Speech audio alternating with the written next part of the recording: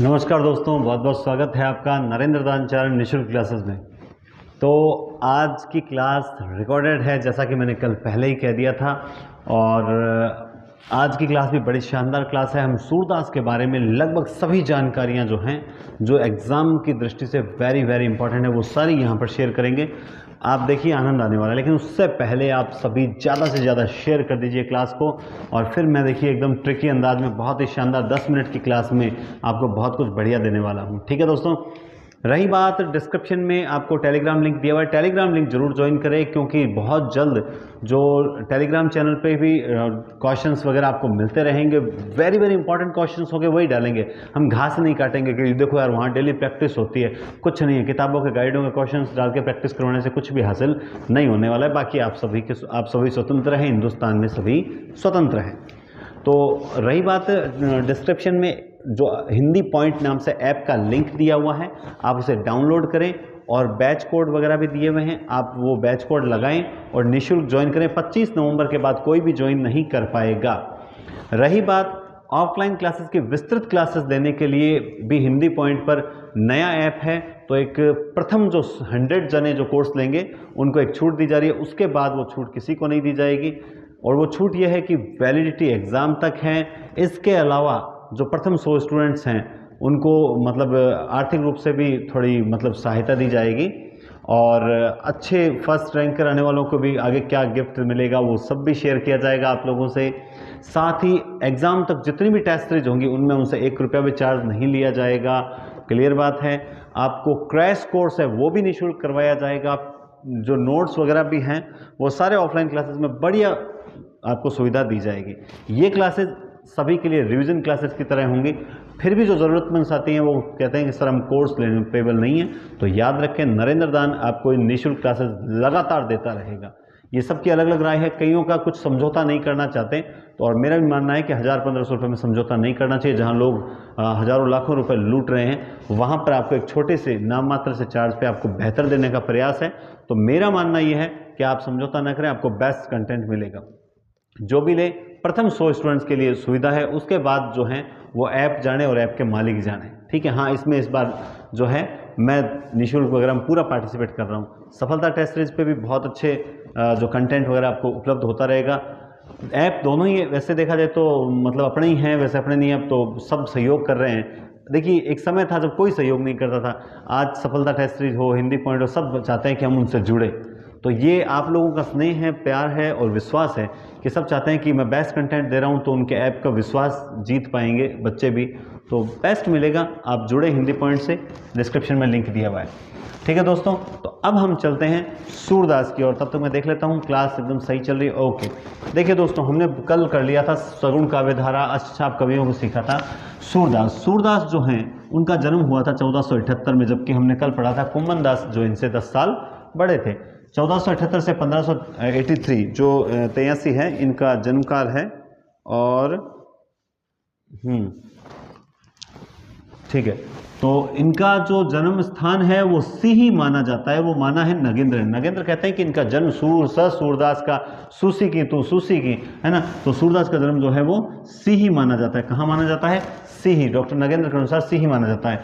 लेकिन आधुनिक जो स्रोत हैं, आधुनिक स्रोतों के अनुसार इनका जन्म जो है वो रुणकता क्षेत्र में माना जाता है। कहाँ माना जाता है?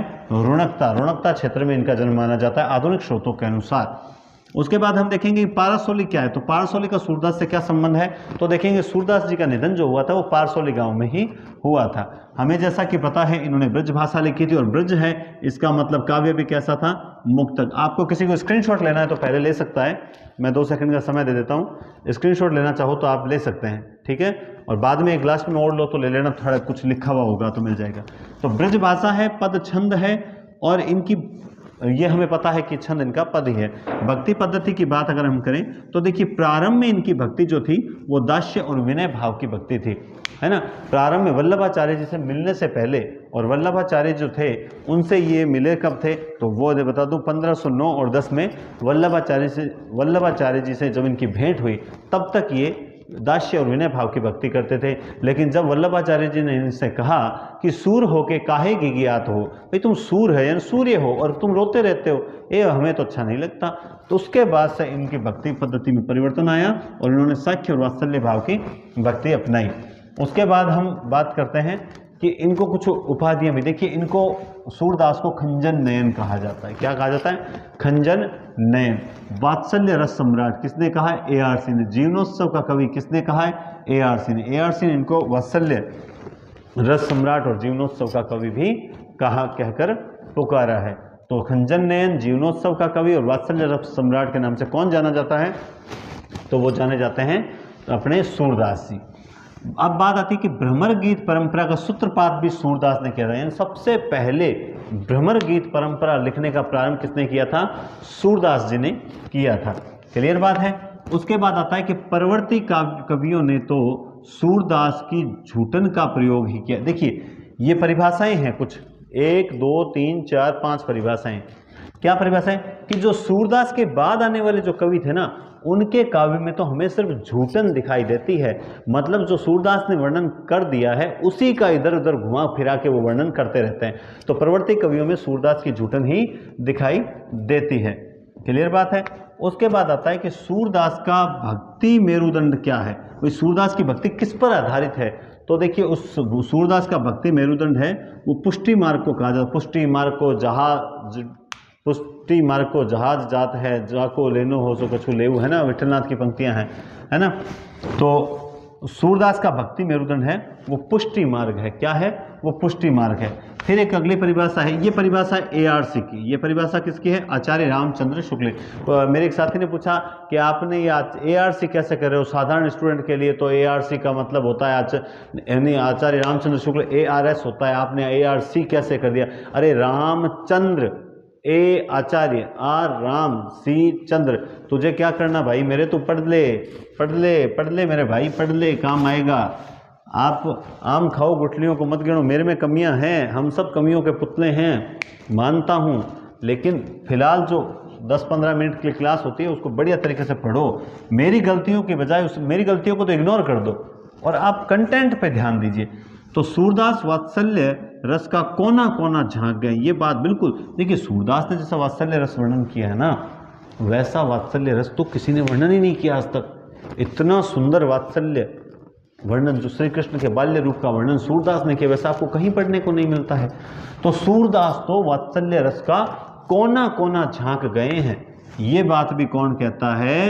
ARC कहता है। सूरदास के बारे में कहता है कि सूरदास तो वात्सल्य रस का कोना कोना झांक गए हैं। ये बात कौन कहता है? ये बात कहते हैं सूरदास जी। कौन कहते हैं? सूरदास जी। सूरदास, अगली परिभाषा क्या है कि सूरदास के श्रृंगारी पदों की रचना बिहारी से मिलती जुलती है। क्या ये बात आपको सही लगती है? मुझे तो सही नहीं लगती। अगर मैं कह दूं तो फिर बताओ। देखें सूरदास के श्रृंगारी रचनाओं पर बहुत कुछ बिहारी से मिलती जुलती है। क्या ये बात होगी? नहीं, ये बात गलत है। यहाँ पे मैंने गलत लिख दी, तो गुरुजी गलत याद कर लेते। ये होगा विद्यापति। क्या होगा?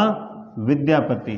भाई सूर के श्रृंगारी पदों की रचना बहुत कुछ विद्यापति की पद्धति पर हुई है। भाई सूरदास के जो श्रृंगारी पद है ना, जो श्रृंगार वर्ण, उसकी रचना बहुत कुछ विद्यापति के पदों पर ही उसकी रचना हुई है। तो ये बात भी कौन कहते हैं? ARC। सूरदास के बारे में जो भी बात कहेंगे वो ARC कहेंगे। इस बात को भी आप ध्यान रखें। अगली विशेषता बताते हैं कि नवीन प्रसंगों की उद्भावना जैसी सूर के काव्य में मिलती है वैसी तो तुलसी में भी नहीं मिलती। बहुत बड़ी बात कह दी है आपने। क्या कह दी है ARC ने? कि नवीन प्रसंगों की, जो नवीन नए प्रसंगों को लेकर जो वर्णन किया है सूरदास जी ने, वैसा वर्णन तो तुलसी भी नहीं कर पाए हैं। वैसा वर्णन तो तुलसी भी नहीं कह पाए। और ये सूरदास के काव्य की सबसे भारी विशेषता है, नवीन प्रसंगों की उद्भावना। और मैंने यहाँ लिखा भी है, देखिए सूरदास की भारी विशेषता क्या है? नवीन प्रसंगों की उद्भावना। तो ये आप विशेष याद रखें। ये परिभाषा भी किसकी है? ARC की है। अगले कुछ हैं रचनाएं। सूरदास की सबसे पहली रचना सूर सागर, जो इनकी सर्वश्रेष्ठ रचना मानी जाती है, इनकी अक्षय कीर्ति का स्रोत मानी जाती है, वो है सूर सागर। इसमें टोटल स्कंद हैं 12। इसके स्कंद किसके हैं? कितने स्कंद हैं? 12 स्कंद हैं। मुख्य आधार जो है इस रचना का वो है श्रीमद् भागवत। मतलब इन्होंने भागवत को आधार बनाकर ये जो सूर सागर रचना की है। इसके पहले और 90 भाई पहले व 9वें, 1 से 9 नहीं है बल्कि पहले व 9वें स्कंद में राम कथा का वर्णन मिलता है। और उसमें भी जो 9वां स्कंद है ना, उसमें राम जी के चरित्र के साथ 158 पद छंद मिलते हैं आपको।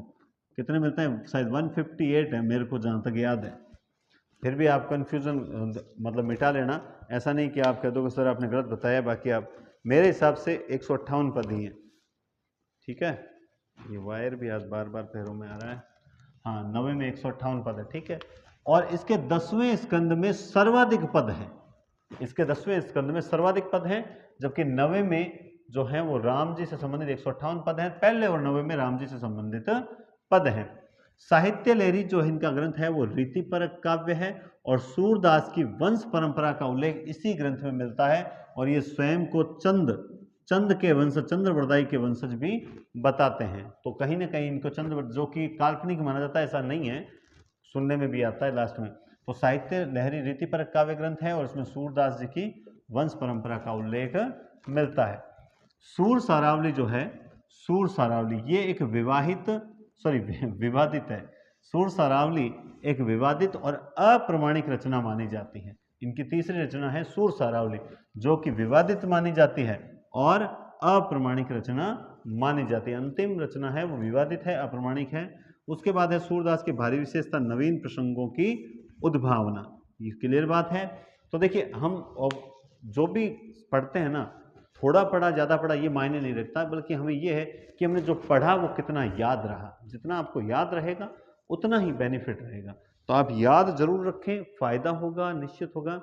और ये क्लासेस जो हैं अच्छी क्लासेस में आएंगी मेरे हिसाब से। तो बाकी आपको क्या लगता है? आप सारे ज्ञानी हैं, नहीं विद्वान तो हो ही। देखो बहुत से साथी ऐसे हैं जो विद्वान हैं, बस 2-4 नंबर में फ़र्क रह जाता है। इस बार वो सिलेक्शन भी करवा लेंगे और उम्मीद करते हैं कि उनकी सफलता में थोड़ा सा योगदान हमारा भी होगा।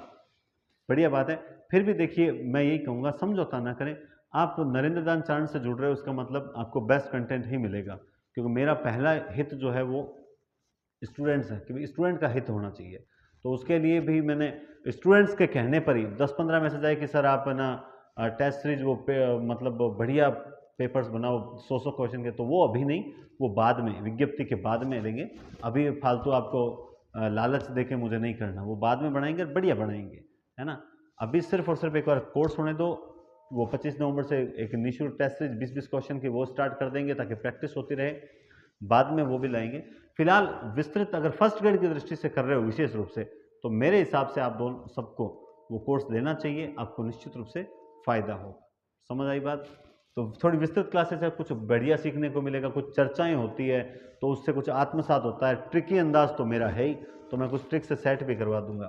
ठीक है, तो जिसको भी विस्तृत क्लासेस लेनी हो वो डिस्क्रिप्शन में ऐप डाउनलोड कर रखा है और बाकी जो मोबाइल नंबर हैं आपको दिखाई दे रहे होंगे 70 23 92 97 87, इस पर आप व्हाट्सअप मैसेज करें बजाय कमेंट करने के बजाय व्हाट्सअप मैसेज कर दें जिसको भी कोर्स लेना हो। ठीक है, अभी 100 स्टूडेंट्स को बहुत अच्छी छूट मिलेगी। उसके बाद के स्टूडेंट्स हैं उनको देखो फिर थोड़ा सा पे ज़्यादा करना पड़ सकता है, क्योंकि खर्चा वगैरह सब देखना पड़ता है थोड़ा बहुत। ठीक है, बाकी सुविधा देंगे। प्रथम 100 स्टूडेंट को स्कीम है, तो आप उस स्कीम का नया ऐप है तो थोड़ा फायदा उठाएं। ठीक है, चलिए, मर्मस्पर्शी भाग कौन सा है इस सूरदास जी के काव्य में? तो सबसे ज्यादा मर्मस्पर्शी भाग है भ्रमर गीत। कौन सा है? भ्रमर गीत। और इसी परंपरा पर बहुत से ग्रंथ लिखे गए हैं, जिनमें एक गीत है भंवर गीत, जो कि नंददास का है। भंवर गीत नंददास का है, और भ्रमरदूत जो है वो सत्यनारायण राव कविरत्न का है। सत्यनारायण कविरत्न का है। तो ये आपके सूरदास के बारे में जो बेस्ट कंटेंट है, जो आपको जितना मिल सकता है उतना मैंने आपको बताया। अब आप चाहो तो इसका स्क्रीनशॉट ले सकते हो। अब मैं आपको बता दूं कि कल 19 तारीख, 20 तारीख और 21 तारीख 3 दिन कोई भी क्लास आपको नहीं मिल पाएगी। ठीक है, 3 दिन तक आपको कोई क्लास नहीं मिल पाएगी, क्योंकि मैं 3 दिन आउट ऑफ बीकानेर हूँ, इसलिए मैं माफ़ी चाहूँगा। और तब तक जो हैं आप ये फैसला करें कि आपको विस्तृत क्लासेस वगैरह भी अगर आपको लगता है फ़ायदा होगा। भाई डेमो तो ये है, इससे भी बेस्ट देने का प्रयास रहता है, क्योंकि स्टूडेंट क्वेश्चंस पूछते हैं ना सामने। ठीक है, तो चर्चाएं चल जाती है, लंबी कुछ कहानियाँ होती है वो शेयर कर लेते हैं, और एक बहुत ही थोड़ा स्लो और एक चीज़ पर थोड़ा विस्तार से घुमा फिरा के बाद मतलब चर्चा की जाती है तो वो स्थायी हो जाती है हाथों हाथ दिमाग में, तो थोड़ा फ़ायदा मिलेगा। बाकी देखो आप स्वतंत्र हो, है ना। मुझे जैसे स्टूडेंट्स के मैसेज आए कि सर आप है ना मतलब थोड़े से छूट करो, तो मैंने इसलिए चाहा कि मैंने कहा छूट कर देनी चाहिए, तो इसलिए अभी फ़िलहाल छूट में मिल रहा है। और वैसे भी मैं सबसे एकदम नाम मात्र लेवल पे चलता हूँ, और वो सब प्रयास आप लोगों के लिए है। कोशिश करें बेस्ट कंटेंट के साथ बेस्ट तैयारी करें। किताबें जो मैंने यूट्यूब पे वीडियोस पे बता रखी है, उन किताबों का ही अध्ययन करें, वो लेके आएँ। और फिर भी कोई सहायता चाहिए तो आप मुझसे संपर्क कर सकते हैं। ठीक है दोस्तों, बहुत बहुत धन्यवाद। नेक्स्ट क्लास होगी 22 तारीख को। बहुत बहुत धन्यवाद।